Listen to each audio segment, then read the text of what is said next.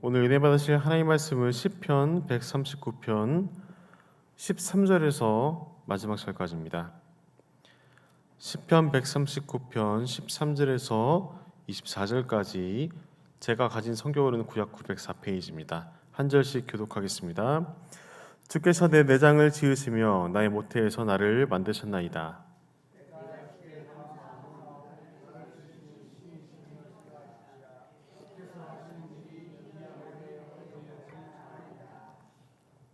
내가 은밀한 데서 지음을 받고 땅의 깊은 곳에서 기이하게 지음을 받은 때에 나의 형체가 주의 앞에 숨겨지지 못하였나이다.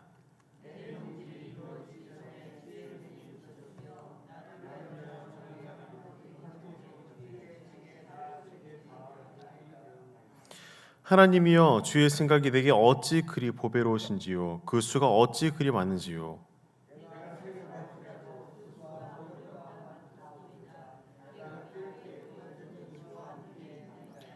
하나님이여, 주께서 반드시 악인을 죽이시리이다. 피 흘리기를 즐기는 자들아, 나를 떠날지어다.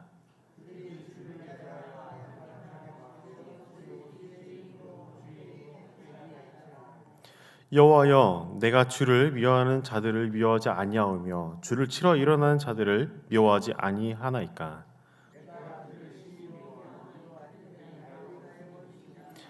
하나님이여, 나를 살피사 내 마음을 아시며 나를 시험하사 내 뜻을 아옵소서.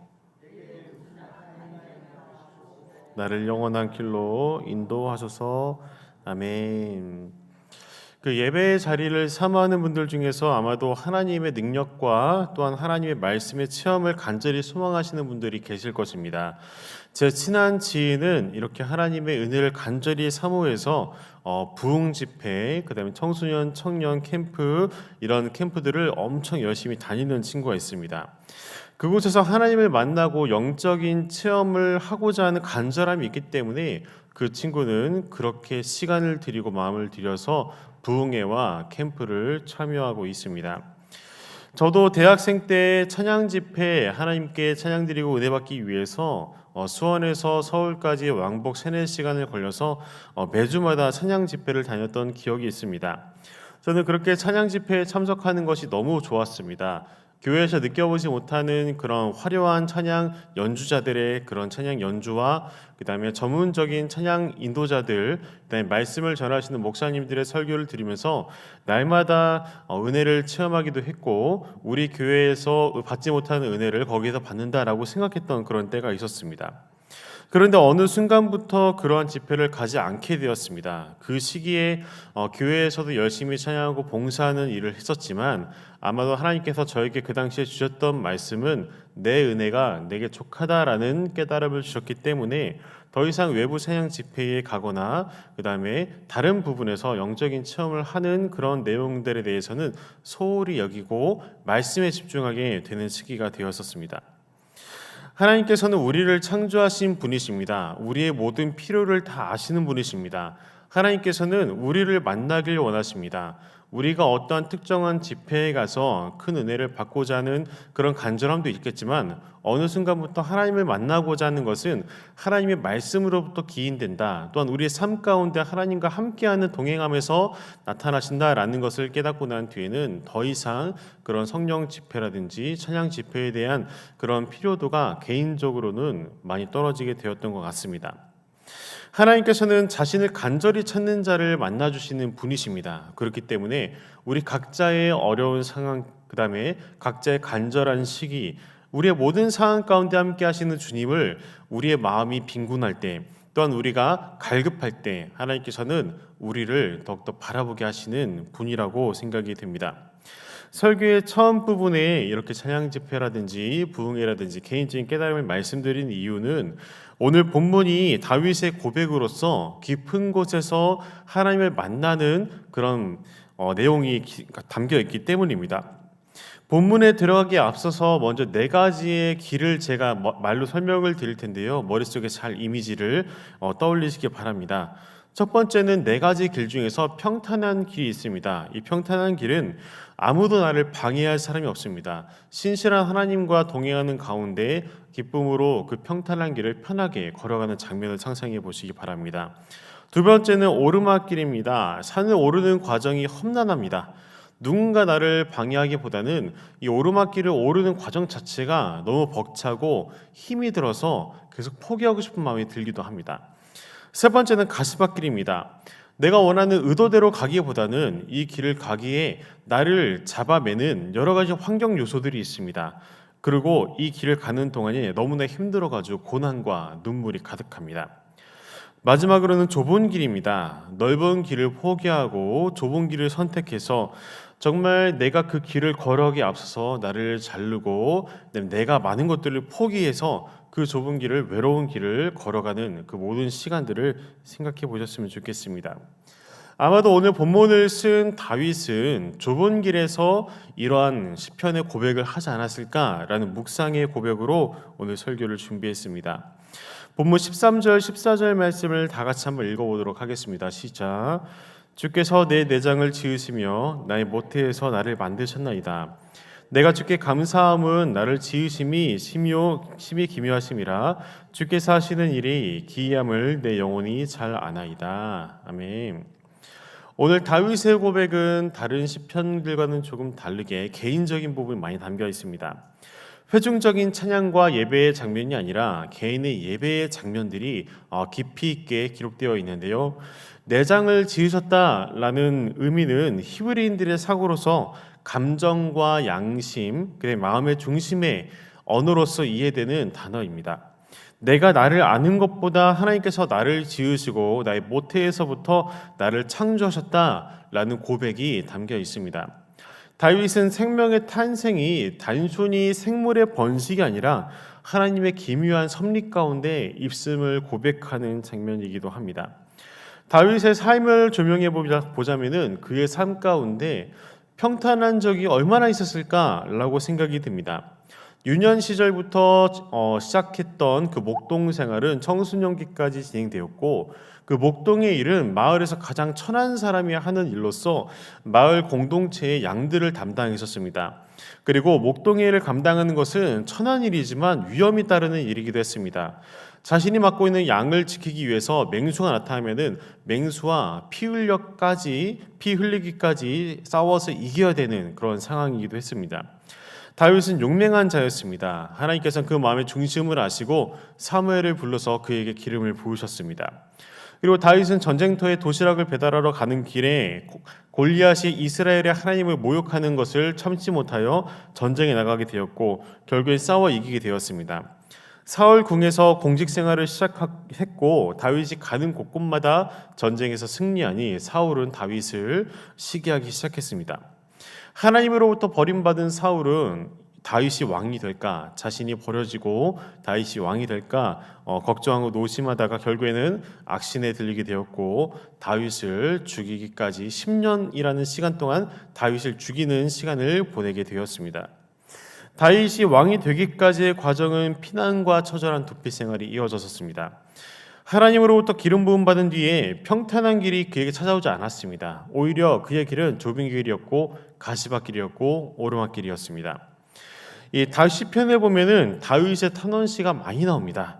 그리고 자신의 어려운 상황 가운데서 적을 저주하기도 하고 또한 하나님의 징벌을 구하기도 하지만 결국에 다윗의 고백은 하나님의 기적과 계획 가운데 늘 찬양하는 시로서 마무리가 됩니다. 그가 힘든 상황 가운데서도 늘 이겨낼 수 있었던 것은 바로 언제나 사람의 지혜보다 하나님과의 만남을 추구했기 때문에 그의 어려움이 하나님의 찬양으로 바뀌는 삶을 살았었습니다. 다윗은 사울이 쫓는 동굴 가운데서도 또한 아둘람 굴에서도 또한 이스라엘이 그렇게도 원수와 같이 생각하는 블레셋 지역에서도 언제나 하나님을 찬양하고 선하시고 신실한 하나님과 의지하며 동행했습니다. 그러한 다윗에게 하나님께서는 늘 찾아오셨습니다. 하나님께서 찾아오신 그 경험은 다윗이 평탄한 길을 걸어가는 그 외에도 오르막길과 가시밭길과 그 다음에 여러 가지 좁은 길을 걸어갈 때에도 하나님과 늘 동행했었습니다. 다윗은 왕이 되었습니다. 왕이 돼서도 그의 마음은 평탄하지 않았었습니다. 다윗은 압살롬이라는 자신의 아들이 반역을 일으켰을 때 그의 삶 가운데 쫓김이 다시 한번 일어났었습니다. 그런 상황 가운데서도 하나님을 늘 신뢰하고 하나님께 기도의 자리로 늘 나아갔습니다. 그 다음에 다윗이 인구 조사를 했을 때 이 전염병이 온 이스라엘을 덮었을 때도 하나님을 늘 신뢰하고 하나님을 예배했었습니다. 그리고 왕으로서의 책임감과 무게를 느끼며 하나님께 기도했던 모든 상황 가운데 다윗의 평생의 많은 일들이 그를 깊은 곳으로, 좁은 길로, 또한 가시밭길로 인도하는 길로서 그가 그 길을 걸었었고, 그 길 가운데 포기하지 않고 날마다 하나님과 동행하며 그 길을 걸어갔었습니다. 현실을 분주하게 살아가는 사람들 가운데서는 하나님 말씀을 듣기가 어렵습니다. 이렇게 우리가 매일 새벽에 나오고 또한 주일에 하나님께 예배를 드리고 또한 각자의 삶 속에서 말씀을 읽는다고 할지라도 우리의 삶 가운데 너무나 분주하고 하나님께서 말씀하시는 그 때를 우리가 알지 못한다면은 우리는 날마다 하나님께 구하기만 하고 하나님께 듣기가 어려운 상황입니다. 하지만 신앙생활에 깊이 있는 신앙생활을 하기 위한 첫 단계는 하나님의 말씀을 듣는 것입니다. 우리가 어떠한 상황 가운데 있던 내가 겪고 있는 상황 가운데 나의 힘으로 이겨낼 수 없는 풍파를 만날 때나 아니면 내가 감당하기 어려운 환경이 나를 사로잡고 답이 보이지 않는 깜깜한 길을 걸어갈 때 그런 경험을 해보신 분들이 많으시라고 생각이 드는데요. 우리는 그때일수록 더욱더 간절하게 하나님을 부르짖습니다. 그리고 하나님의 은혜를 구합니다. 그리고 하나님께 나의 모든 고통 가운데 하나님 나를 구원하시고 나에게 새 일을 행해 달라고 그런 기도를 합니다. 다윗은 어떨 때에 그러한 고백을 했을까요? 17절 18절을 한번 읽어보도록 하겠습니다. 시작. 하나님이여 주의 생각이 내게 어찌 그리 보배로우신지요 그 수가 어찌 그리 많은지요 내가 세려고 할지라도 그 수가 모래보다 많도소이다. 내가 깰 때에도 여전히 주와 함께 있나이다. 아멘.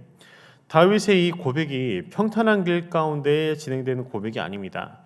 방금 말씀드렸다시피 다윗이 쫓길 때에 다윗이 위급한 상황일 때 하나님께 이렇게 찬양을 하고 하나님께 기도를 하면서 그 모든 시간들을 하나님께 의탁하는 고백이기도 합니다.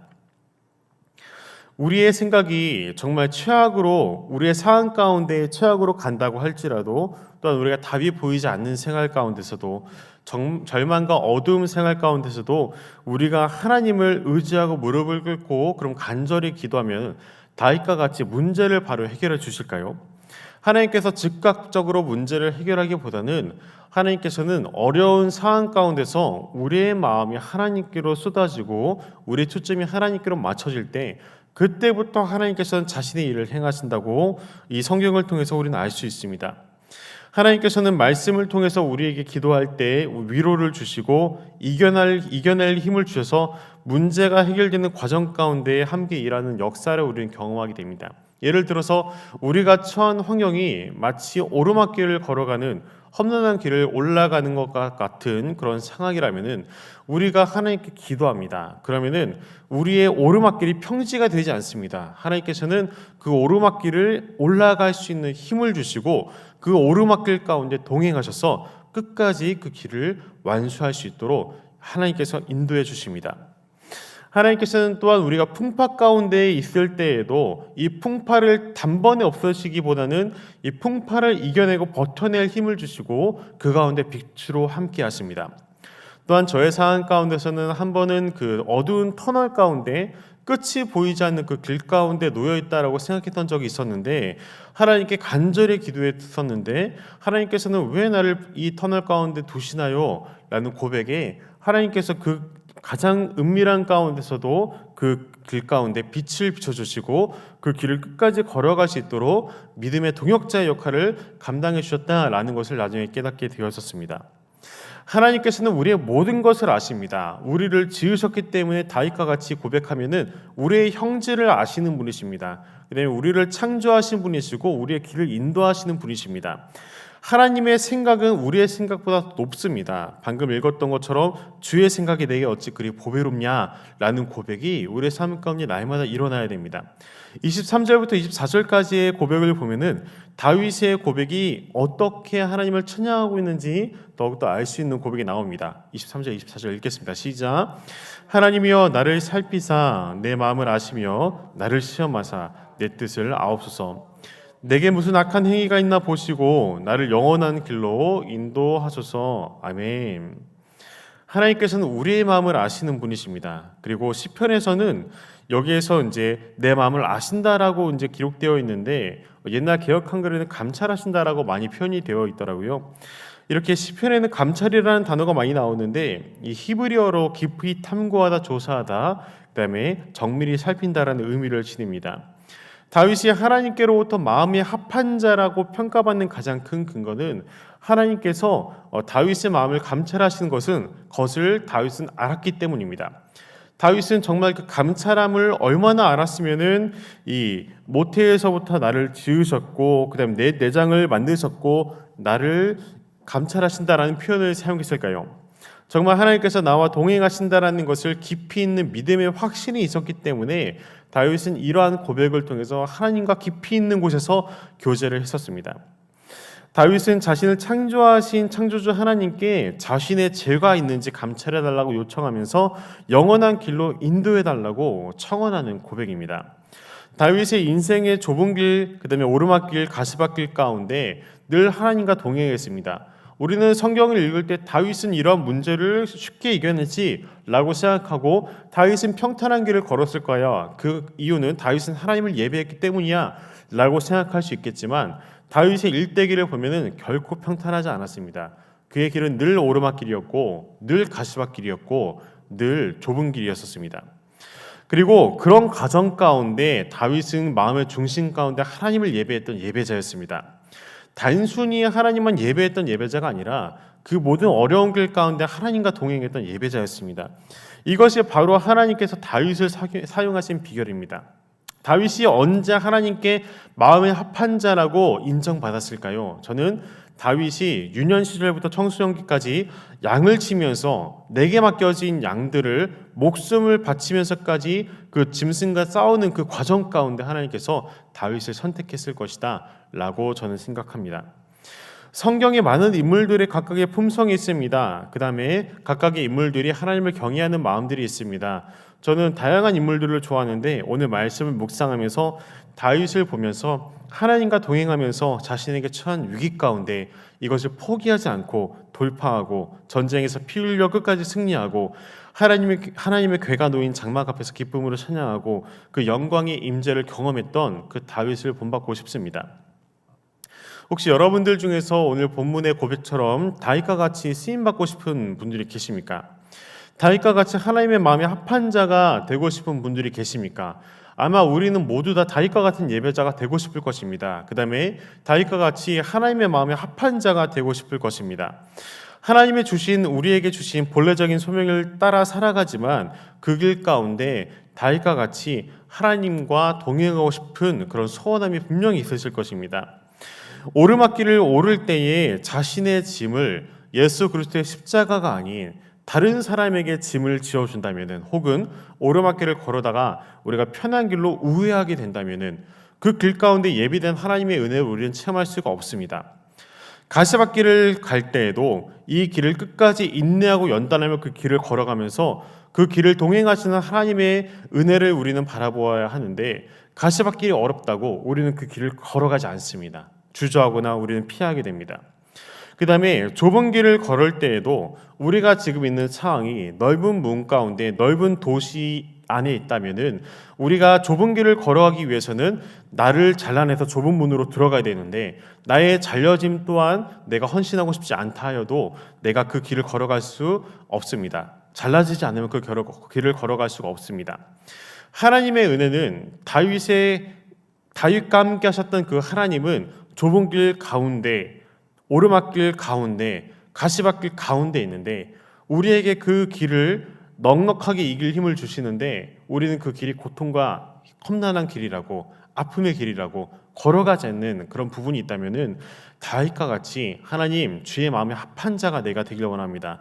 나를 모태에서부터 창조하시고 나의 내장을 지으신 하나님 주의 선하심이 어찌 그리 아름다우신가요? 나의 모든 상황 가운데 주님께서 주신 그 본래적인 소명을 따라 그 길을 담담하게 걸어가길 원합니다. 이러한 고백을 통해서 하나님께 나아갔으면 좋겠습니다. 하나님께서는 우리의 모든 것을 아시는 분이십니다. 하나님을 간절히 만나기를 원하신다면 그 길 가운데 하나님께서는 응답하실 것입니다. 특별히 청년 세대 가운데 하나님께서 제게 주신 비전을 좀 나누고자 한다면은 우리는 하나님의 말씀이 있는 곳으로 가야 됩니다. 하나님의 말씀 가운데 나아가야 되는 것은 우리가 단순히 설교를 많이 듣고 성경을 많이 읽고 이것이 아니라 하나님께서 주시는 말씀을 우리는 듣는 훈련을 해야 되고 그 말씀 가운데 응답이 하나님의 말씀인지 말씀을 통해서 성경을 통해서 분별해야 되고 그 가운데 하나님께서 주신 그 좁은 길로 우린 걸어가야 합니다. 하나님의 임재가 그 좁은 길 가운데 분명히 있습니다. 세상 가운데 넓은 길을 가면은 넓은 길에서 들리는 많은 사람들의 소리 가운데 우리는 하나님의 말씀을 분별하지 못하지만 좁은 길 가운데 이 성경을 통해 주시는 말씀으로 우리를 그 선한 길로 늘 인도하실 것입니다. 말씀을 정리하도록 하겠습니다. 제가 이렇게 말씀을 드리는 권면이 직장 생활을 그만두고 사역의 길로 가라는 것이 절대 아닙니다. 하나님께서 맡기신 각자의 자기의 삶 가운데 그 안에서 철저하게 살아가다 보면 분명히 하나님 만나게 됩니다. 하나님 말씀이 우리와 함께 하시고 어두운 길 가운데 빛으로 우리와 동행하십니다. 이 세속적인 문화를 변화시키는 삶으로서 우리가 증인된 삶으로서 우리가 살아가야 할 줄로 믿습니다. 그다음에 우리의 맡겨진 공동체 가운데 하나의 미랄이 되어 껍데기가 썩어져야지 그 공동체의 씨앗이 심겨지듯 우리의 삶을 통해서 하나님께 드리는 하루가 되기를 원합니다. 우리의 모든 것을 아시는 하나님께서 우리의 하루의 작은 헌신과 결단을 기뻐하실 것입니다. 나의 작은 시야로서 이 길을 간다라고 하는 것이 아니라 하나님께 기도함으로써 하나님 내가 필요한 것이 어디입니까? 하나님 내가 이 교회 가운데 헌신해야 될 곳이 어디입니까? 내가 직장 가운데서 헌신해야 될 곳이 어디입니까? 라고 기도하면서 하나님께서 주시는 음성과 하나님께서 주시는 말씀의 응답을 받는 오늘 하루가 되길 소원합니다.